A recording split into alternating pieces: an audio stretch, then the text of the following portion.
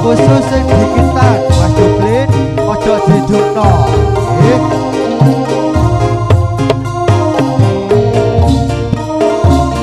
Ditarik alon-alon mama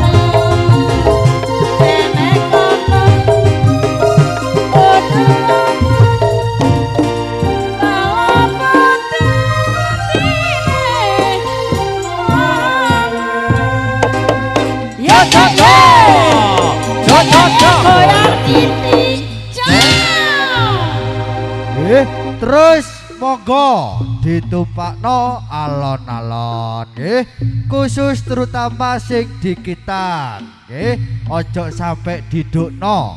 Pole niku sing diniati nggih, sesarengan para ponak-ponakane Bapak Saturan utawi Bapak Saidah ditumpakno alon-alon nggih pun boten usah rebutan.